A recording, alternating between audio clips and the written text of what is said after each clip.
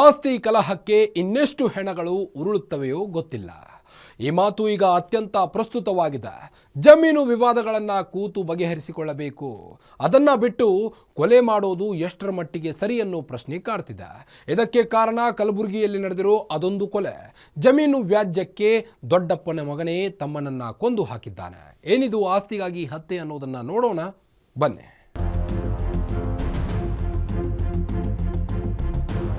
ಮನೆ ಎದುರು ಸಪ್ಪೆ ಮೋರೆ ಹಾಕಿ ಕುಳಿತಿರೋ ಸಂಬಂಧಿಕರು, ಪೊಲೀಸ್ ಠಾಣೆ ಎದುರು ಕಣ್ಣೀರು ಹಾಕುತ್ತಿರೋ ಮಹಿಳೆ, ಮನೆಯ ಮುಂದೆ ನೆರೆದಿರೋ ಜನ, ಮನೆಯ ಓಣಿಯಲ್ಲಿ ಬಿದ್ದಿರೋ ಪೆನ್, ಮದ್ಯದ ಪಾಕೆಟ್ಗಳು. ಈ ದೃಶ್ಯಗಳು ಕಂಡು ಬಂದಿದ್ದು ಕಲಬುರಗಿ ಜಿಲ್ಲೆಯ ಸೇಡಂ ತಾಲೂಕಿನ ಹಂಗನಹಳ್ಳಿಯಲ್ಲೇ. ಇದಕ್ಕೆ ಕಾರಣ ವ್ಯಕ್ತಿಯೊಬ್ಬನ ಕೊಲೆ.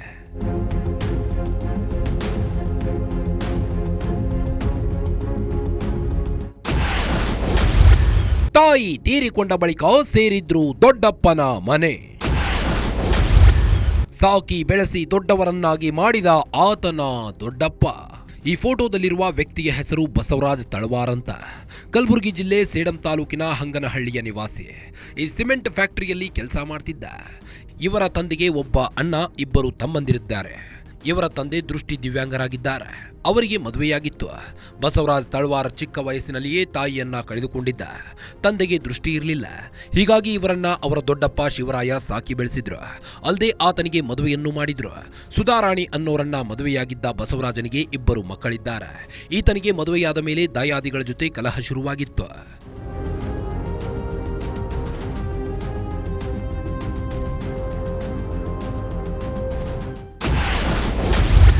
ಮದುವೆಯ ಸಾಲ ತೀರಿಸಲು ಜಮೀನು ಮಾರಾಟ ಯತ್ನ.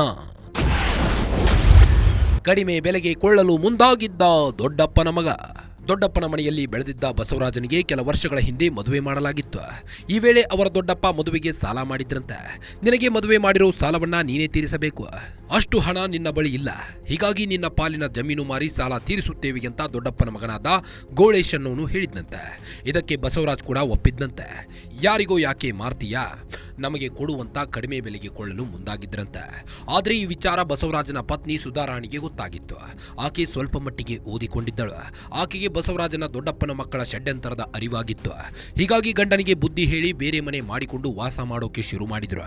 ಎದ್ರ ಸಲಕಂದ್ರು ಈಗೆಲ್ಲ ಸಂಸಾರ ಅವ್ರ ಕೈಯಾಗಿತ್ರಿ. ನಮ್ಮದು ನನ್ನ ಸಂಸಾರ ಫುಲ್ ಅವ್ರ ಕೈಯಾಗೆ ಐತ್ರಿ. ಅದು ನಾವು ನಮ್ಮ ಮಾವಗೂ ಕಾಣಲ್ರಿ.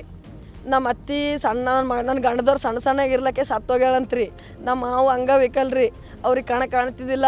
ಅವರು ಸಂಸಾರ ಅವ್ರ ಕೈಯಾಗೆ ಇವ್ರು ಲಗ್ನ ಮಾಡಿ ಕೇಸಿನ ಜಗ್ಗಿ ಸಾಲ ಆಗ್ಯದ, ಹೊಲ ನಾವೇ ತೋತೀವಿ ಅಂತ ಅಂದ್ರಿ ಅವ್ರು. ನನ್ನ ಲಗ್ನ ಆಯ್ತು ರೀ. ಅವಾಗ ನನ್ನ ಲಗ್ನ ಆದ್ರ ಪ್ಲೇ ಹೊಲ ನಾವೇ ತೋತೀವಿ, ಅದು 1,50,000 ಕೊಟ್ಟು ಮುಟ್ಟಿಸ್ತೀವಿ, ರೊಕ್ಕ ಕೊಟ್ಟು ಕೇಸಿ ನಮಗೆ ಕೊಡೋದು ಹೊಲ ಅಂದ್ರಿ ಅವರು.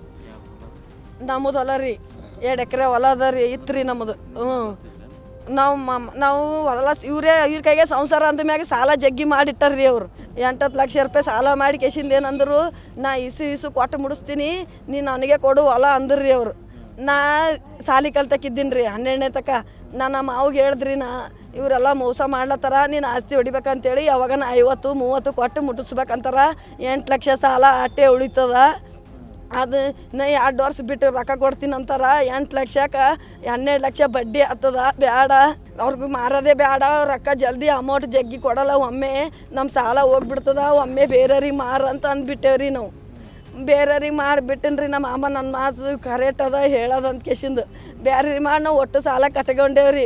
ಇವರೆಲ್ಲ ಬೇಕಂತೆ ಮಾಡಿ ಕೇಸಿಂದ ನಮಗೆ ಮೋಸ ಮಾಡ್ಯಾರ. ಇವ್ರ ಜೊತೆ ಇರೋದೇ ಬೇಡ, ನಮ್ದು ನಾವು ಮಾಡಿ ಉಣಮ್ಮ ಅಂತ ಕೇಸಿಂದ ನಮ್ಮ ಇದನ್ನಕ್ಕೆ ಕರ್ಕೊಂಡ್ರಿ. ನಮ್ಮ ಮಾವು ಸತ್ತನ್ರಿ. ನಮ್ಮ ಇದನ್ನಕ್ಕೆ ಕರ್ಕೊಂಡು ಕೇಸಿಂದ ನಮ್ಮ ಮಕ್ಕಳು 2 ಹೆಣ್ಮಕ್ಳು ಅವರಿ. ಸಣ್ಣ 3 ವರ್ಷದಿಂದ ಹೋಗ್ಬೇಕಿ, 4 ವರ್ಷದಿಂದ ಹೋಗ್ಬೇಕಿ. ಅವು 2 ಮಕ್ಳಿಗೆ ತೊಗೊಂಡು ನಮ್ಮ ಇದರಿಂದರಿ ಕರ್ಕೊಂಡು ನಾವು ಸಂಸಾರ ಮಾಡಿ ಉಳತ್ತೀವ್ರಿ. ಅವ್ರಿಗೆ ಒಚ್ಚಿಗಿಟ್ಟು ಬಿದ್ದದ್ರಿ. ಅವ್ರಿಗೆ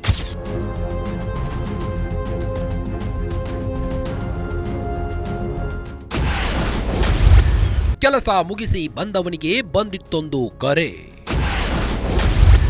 ಮನೆ ಬಿಟ್ಟು ಹೋದವ ಪತ್ತೆಯಾಗಿದ್ದ ಹೆಣವಾಗಿ. ಬಸವರಾಜು ಶುಕ್ರವಾರ ಕೆಲಸ ಮುಗಿಸಿ ಮನೆಗೆ ಬಂದಿದ್ದ. ರಾತ್ರಿ ಊಟ ಮಾಡಿ ಮಲಗೋಕೆ ಸಿದ್ಧನಾಗಿದ್ದ. ಈ ವೇಳೆ ರಾತ್ರಿ 9 ಗಂಟೆ ಹೊತ್ತಿಗೆ ಆತನ ಮೊಬೈಲ್ಗೆ ಒಂದು ಕರೆ ಬಂದಿತ್ತು. ಇವರ್ಯಾಕೆ ಇಷ್ಟು ಹೊತ್ತಲ್ಲಿ ಕರೆ ಮಾಡ್ತಿದ್ದಾರೆ ಅಂತ ಅಂದುಕೊಳ್ಳುತ್ತಲೇ ಆತ ಮನೆಯಿಂದ ಹೊರಗೆ ಹೋಗಿದ್ದ. ಗಂಡ ಮನೆಯಿಂದ ಹೋದ ಮೇಲೆ ಸುಧಾರಾಣಿ ತಮ್ಮ 2 ಮಕ್ಕಳ ಜೊತೆ ಉಂಡು ಮಲಗಿದ್ರು. ಮಧ್ಯರಾತ್ರಿಯಾದರೂ ಗಂಡ ಮನೆಗೆ ಬರದೇ ಇದ್ದಾಗ ಸುಧಾರಾಣಿ ಊರಲ್ಲಿ ಹುಡುಕಾಡಿದ್ದಾರೆ. ಬಸವರಾಜನಿಗೆ ಕರೆ ಮಾಡಬೇಕು ಅನ್ನೋ ಹೊತ್ತಿನಲ್ಲೇ ಆತನ ಚಿಕ್ಕಮ್ಮ ಜೋರಾಗಿ ಕೂಗಿಕೊಂಡು ಬಂದಿದ್ರು. ಬಸವರಾಜನಿಗೆ ಚಾಕು ಇರಿತವಾಗಿದ್ದು ಆಸ್ಪತ್ರೆಗೆ ಕರೆದೊಯ್ದಿದ್ದಾರೆ ಅನ್ನೋ ಮಾಹಿತಿ ನೀಡಿದ್ರು. 9 ಗಂಟೆ ಯಾರ ಫೋನ್ ಹಚ್ಚಿದ್ರಿ ಬಂದ್ ಕೇಶಿಂದು 9 ಗಂಟೆ ಇವ್ರು ಯಾಕೆ ಇಷ್ಟು ದಿನ ಬಿಟ್ಟು ಈಗ ಫೋನ್ ಹಚ್ಚಾರಲ್ಲ ಅಂತ ಕೇಶಿಂದ ಅನ್ಕೋತ ಹೊರಗೆ ಹೋದ್ರಿ ಅವರು.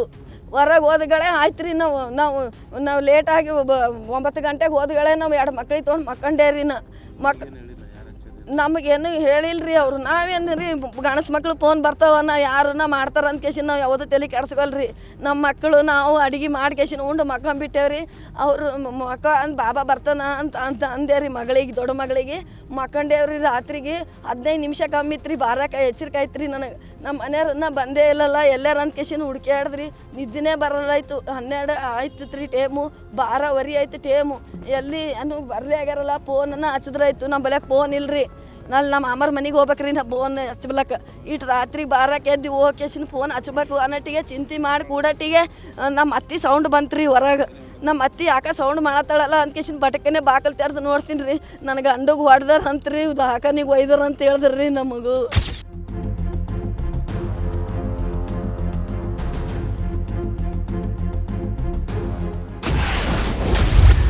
ಅಂಗಡಿ ಬಳಿ ಗೆಳೆಯರ ಜೊತೆಗಿದ್ದ ಬಸವರಾಜ ಸ್ಥಳಕ್ಕೆ ಬಂದು ಖ್ಯಾತೆ ತೆಗೆದಿದ್ದ ಆರೋಪಿ ಗೂಳೇಶ. ರಾತ್ರಿ 9 ಗಂಟೆ ಸುಮಾರಿಗೆ ಕರೆ ಬಂದಿತ್ತು. ಕರೆ ಸ್ವೀಕರಿಸಿದ ಆತ ಮನೆಯಿಂದ ಹೊರಗೆ ಹೋಗಿದ್ದ. ಗ್ರಾಮದ ಅಂಗಡಿಯೊಂದರ ಬಳಿ ಆತ ತನ್ನ ಸ್ನೇಹಿತರ ಜೊತೆ ಹರಟೆ ಹೊಡೆಯುತ್ತಾ ಕೂತಿದ್ದ. ಅಲ್ಲಿಗೆ ಆತನ ದೊಡ್ಡಪ್ಪನ ಮಗ ಗೂಳೇಶ್ ಬಂದಿದ್ದ. ಗೂಳೇಶ್ ಬಂದವನೇ ಜಮೀನು ವಿಚಾರ ತೆಗೆದು ಜಗಳಕ್ಕೆ ನಿಂತಿದ್ದ. ಯಾವಾಗ ಗೂಳೇಶ್ ಜಗಳ ತೆಗೆದ್ನೋ ಬಸವರಾಜನ ಸ್ನೇಹಿತರು ಅಲ್ಲಿಂದ ಕಾಲ್ಕಿದ್ರು. ಇದೇ ರೀತಿ ಬಸವರಾಜ್ ಕೂಡ ಅಲ್ಲಿಂದ ಹೊರಟಿದ್ದ. ಮನೆಗೆ ಹೊರಟಿದ್ದ ಬಸವರಾಜ್ನನ್ನ ಹಿಂಬಾಲಿಸಿಕೊಂಡು ಬಂದ ಗೂಳೇಶ್ ಬಸವರಾಜನಿಗೆ 3 ಬಾರಿ ಚಾಕು ಇರಿದಿದ್ದ ಅಂತ ಬಸವರಾಜು ಚಿಕ್ಕಪ್ಪ ತಿಪ್ಪಣ್ಣ ಮಾಹಿತಿ ನೀಡಿದ್ದಾರೆ. ಕಾರಣಕ್ಕೆ ಏನು ಮಾಡ್ಯಾನ್ರಿ ಬಸ್ಸು ಅಂತೇಳಿ ನಮ್ಮ ಬಸವರಾಜ್ ಏನು ಮಾಡ್ಯಾನ್ರಿ, ಇಲ್ಲಿ ಕಟ್ಟಿ ಕುಂತಾರಂತ್ರಿ. ಅದ್ರ ಕಟ್ಟಿ ಕುಂತು ದೋಸ್ತರ ಬಾಜು ಕುಂತಾನ್ರಿ. ದೋಸ್ತರ ಬಾಜು ಕುಂತ್ರೆ ಅವ್ರಿಗೆ ದೋಸ್ತರಿಗೆ ಬೈದಾನಂತ್ರಿ. ಗೂಳೇಶ್ ಬೈದಾನ. ಬೈದ್ರಿಪ್ಲೆ ಇವ್ ಏನು ಮಾಡ್ಯಾನ್ರಿ, ಬೈಲತ್ತಾರ ಅಂತೇಳಿ ಅವ್ರ ದೋಸ್ತರು ಇವ್ರು ಬಸವರಾಜ್ ದೋಸ್ತರು ಕೂಡ ಜಗಳ ಆಡ್ಲತ್ತಿರಿ. ಇವರು ಜಗಳ ಆಡಿದಾಗ ಇವ್ ಬಸವರಾಜ್ಗೆ ಏನು ಮಾಡ್ಯಾರ, ನೀವು ಮನೆಗೆ ಹೋಗಪ್ಪ ನಾವು ಓದ್ತೀವಿ ಅಂತೇಳಿ ಬಸವರಾಜ್ಗೆ ಮನೆಗೆ ಕಳಿಸ್ತಾರೆ ಇವರು. ಬಸವರಾಜ್ ಏನು ಮಾಡ್ಯಾನ, ಅವ್ರ ದೋಸ್ತರಿಗೆ ಹೊಡೆದ ಕೇಸ್ ಗೂಳೇಶ್ ಏನು ಮಾಡ್ಯಾನ ಕಳಿಸ್ಬಿಟ್ಟಾನ್ರಿ. ಒಂದು ಹುಡುಗರಿಗೆ ಅಂದಿಸ್ ಕೇಸ್ ಕಳಿಸ್ತಾನೆ ನನಗೆ ಒದ್ದು ಕೇಸ್. ಅದ್ರಪ್ಲೆ ಅವ್ನು ಹುಡುಗ ಏನು ಮಾಡ್ಯಾನ, ಬಾಜು ಬೋರೆಲ್ಲ ಆದ್ರೆ ಬೋರ್ವೆಲ್ ಬಲ್ಲಿ ತೊಗೊಳಕ್ಕೆ ನೀರು ತೊಗೊಂಡು ಬರ್ಲಕ್ಕೆ ಹೋಗ್ಯಾರ. ಅವ್ರು ಕೆಸರು ಹತ್ತಿರ ಮೈ ಕೆಸರು ಹತ್ತಿರ ನೀರು ತೊಗೊಂಡು ಬರ್ಲಕ್ಕೆ ಹೋಗ್ಯಾರ. ಅವ್ರು ಬರಟಿಗೆ ಇವು ಬಸವರಾಜ್ ಮುಂದೆ ಸಂಧಿ ಆದ್ರೆ ಮನೆಗೆ ಹೋಗೋದು. ಆ ಸಂಧ್ಯಾ ಕತ್ತಲಾಗ ಹೋಗೋಟಿಗೆ ಅವ್ರು ಬರಟಿಗೆ ಇವ್ ತೊಳ್ಕೊಂಡು ಬರಟಿಗೆ ಇವ್ನಿಗೆ ಚಾಕು ಹಾಕಿ ಹೋಗ್ಬಿಟ್ಟನ್ರಿ.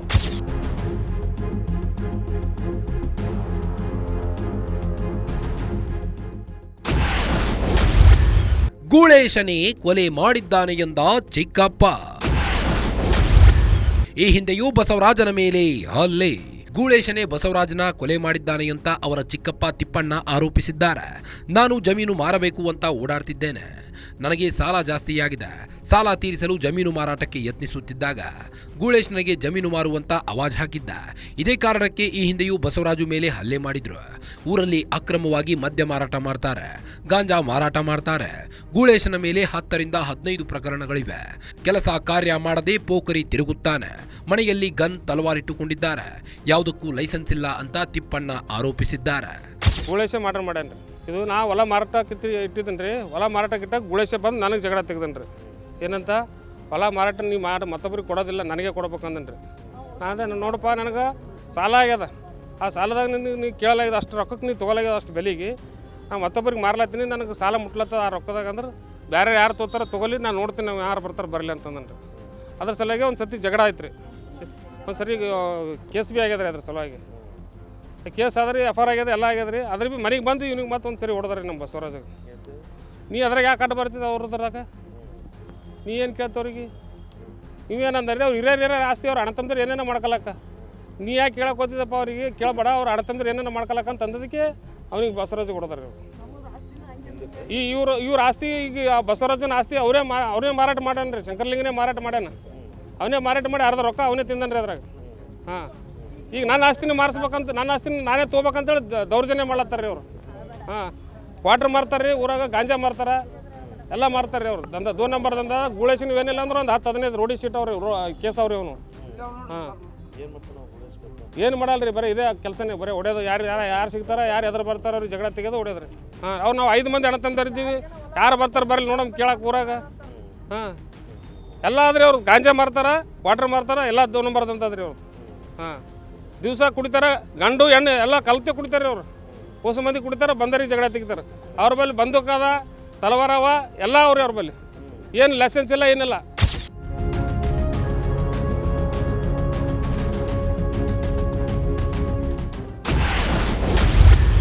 ಬಸವರಾಜು ಕೊಲೆ ಬಳಿಕ ಗೂಳೇಶ ನಾಪತ್ತೆ. ಆರೋಪಿ ಪತ್ತೆ, ಬಲೆ ಬೀಸಿರುವ ಪೊಲೀಸರು. ಚಿಕ್ಕಪ್ಪನ ಮಗನನ್ನ ಕೊಲೆ ಮಾಡಿದ ಗೂಳೇಶ್ ತಲೆಮರೆಸಿಕೊಂಡಿದ್ದ. ಕೊಲೆಯಾದ ಬಸವರಾಜ್ ಮೃತದೇಹ ನೋಡಲು ಆಗಮಿಸಿದ್ದ ಸೇಡಂ ಕ್ಷೇತ್ರದ ಮಾಜಿ ಶಾಸಕ ರಾಜ್ಕುಮಾರ್ ಪಾಟೀಲ್ ತೇಲ್ಕೂರ್ ಲೈಸೆನ್ಸ್ ಇಲ್ಲದೆ ಗನ್ ಇಟ್ಟುಕೊಂಡು ಪೋಸ್ ಕೊಟ್ಟಿರೋ ಆರೋಪಿಯನ್ನ ಪೊಲೀಸರು ಬಂಧಿಸಿಲ್ಲ. ಇದು ಸೇಡಂ ಕ್ಷೇತ್ರದಲ್ಲಿ ಕಾನೂನು ಸುವ್ಯವಸ್ಥೆ ಹದಗೆಟ್ಟಿರುವುದಕ್ಕೆ ಕೈಗನ್ನಡಿ ಅಂತ ಆರೋಪಿಸಿದ್ದಾರೆ. ಪೊಲೀಸರು ಆರೋಪಿಗೆ ಬಲೆ ಬೀಸಿದ್ದು ಶೀಘ್ರವೇ ಗೂಳೇಶ್ನನ್ನ ಬಂಧಿಸುವ ಭರವಸೆ ನೀಡಿದ್ದಾರೆ.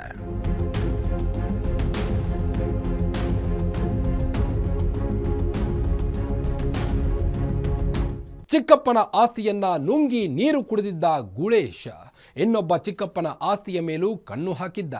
ಇದಕ್ಕೆ ಬಸವರಾಜ್ ಪ್ರತಿರೋಧ ವ್ಯಕ್ತಪಡಿಸಿದ್ದ. ಇದೇ ವಿಚಾರಕ್ಕೆ ಚಿಕ್ಕಪ್ಪನ ಮಗ ಅನ್ನೋದನ್ನು ನೋಡದೆ ಗೂಳೇಶ್ ಚಾಕು ಇರಿದು ಆತನನ್ನ ಕೊಂದು ಹಾಕಿದ್ದಾನೆ. ಆರೋಪಿ ತಲೆಮರೆಸಿಕೊಂಡಿದ್ದು ಪೊಲೀಸರು ಆತನ ಬಂಧನಕ್ಕೆ ಬಲೆ ಬೀಸಿದ್ದಾರೆ. ಇದಾಗಿತ್ತು ಈ ಹೊತ್ತಿನ ವಿಶೇಷ. ನೋಡ್ತಾ ಇರಿ ಗ್ಯಾರಂಟಿ ನ್ಯೂಸ್, ಸುದ್ದಿ ಖಚಿತ, ನ್ಯಾಯ ನಿಶ್ಚಿತ.